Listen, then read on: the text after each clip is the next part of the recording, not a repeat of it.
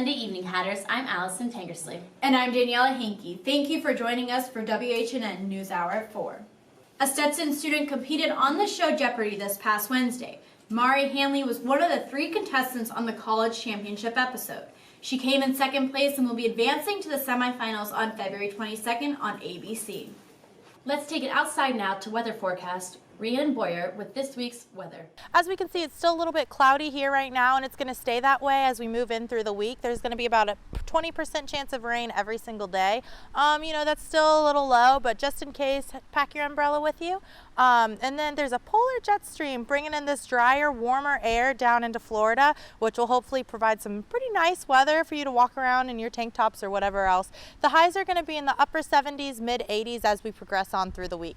Tune in next week for more weather. Rhiannon Boyer. Thanks, Rhiannon. If you're subscribed to the Hatter Alert messages from Public Safety, you heard that officers were called to the corner of Ohio Avenue near Painters Ponds on report of an armed robbery of 2 students last Friday. Public Safety, DeLand Police Department, and the Volusia County Sheriff's Office encourage all students to be aware of their surroundings and report any suspicious activity immediately. It is also recommended to download the Stetson Safety app for Android and iPhones. The app will allow you to make emergency phone calls and simply stay in contact with Public Safety.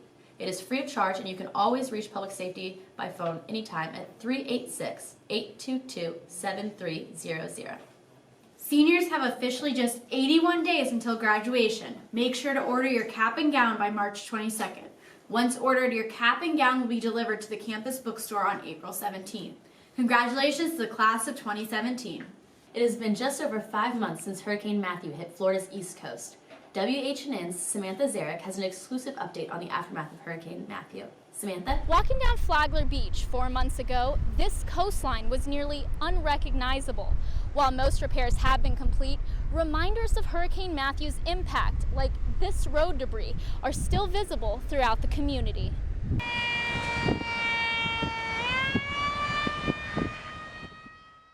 When Hurricane Matthew hit the Flagler Beach area, it left the community devastated with damage.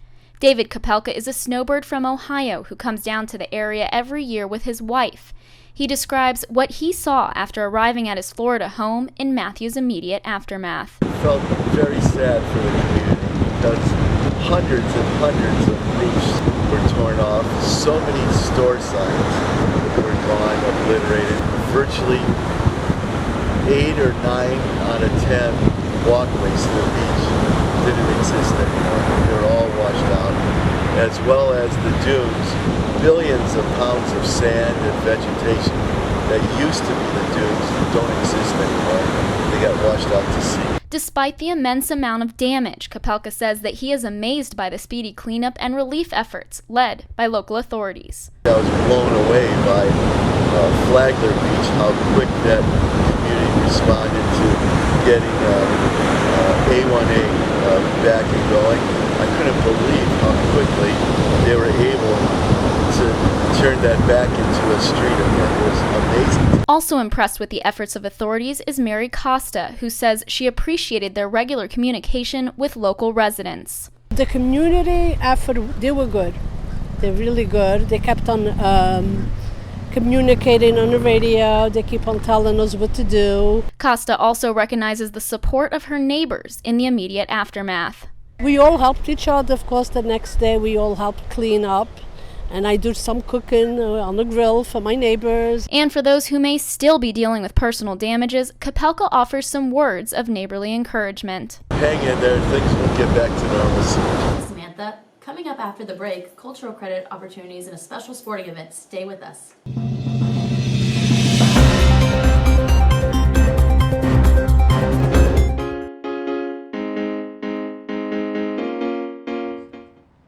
My name is Tiana Taylor. I'm a finance major, management minor.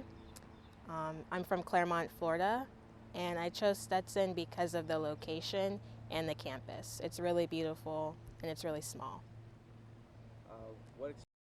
They're really personable.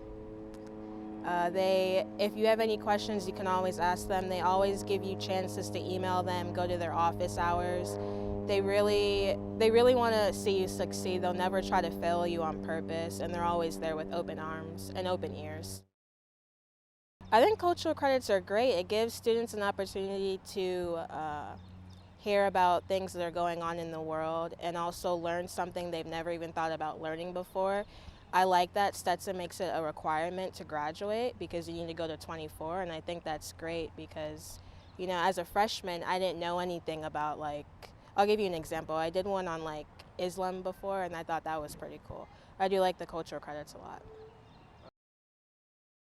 There's the coffee shop, library. I know more about off because I'm a commuter, so there's like lots of restaurants and stuff downtown. There's DeLeon Springs, which is like a water pool. There's like different events downtown DeLand as well that students can go to on the weekends. There's a library on campus so you can study. Definitely be yourself. Join any organization you could, make a lot of friends, be open. There's no reason to be shy or nervous because everyone here is really, really approachable, and people will always make you feel as welcome as you could feel. Go Hatters!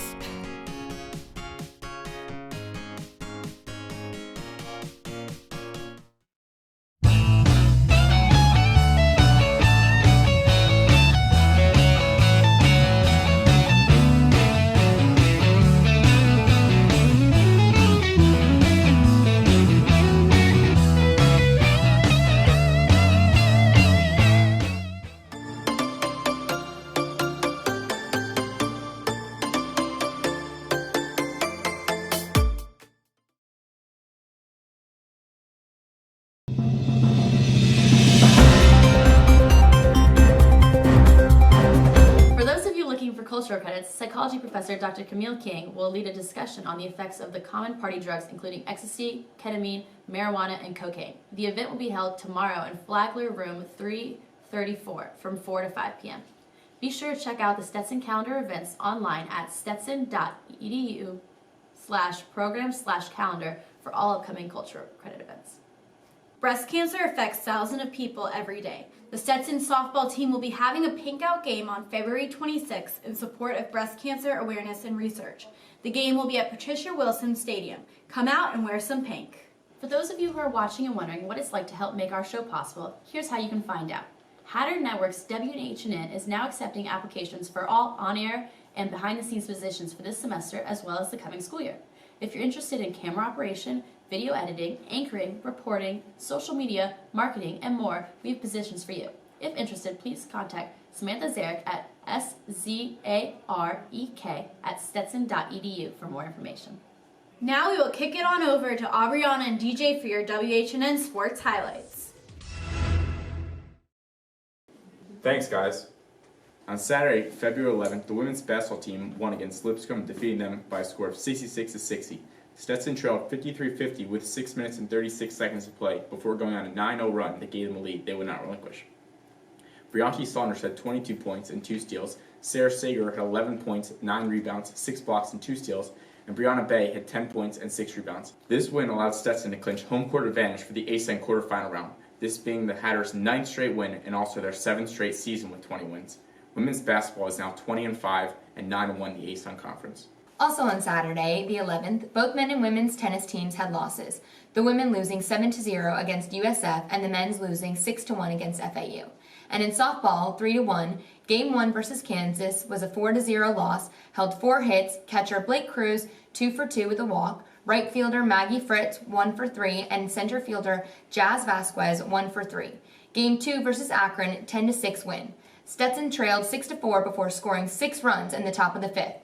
Linda Ross drove in the first 2 runs of the inning with a bases-loaded single, then Fritz knocking in the other 4 with a grand slam to center. Maggie Fritz 2 for 4 with a double, a grand slam, and 5 RBIs.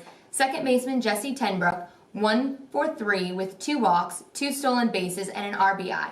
Designated player Linda Ross 1 for 2 with 2 walks, 2 RBIs, and 3 runs scored. Blake Cruz 1 for 3 with a walk, 2 runs scored, and 2 RBIs.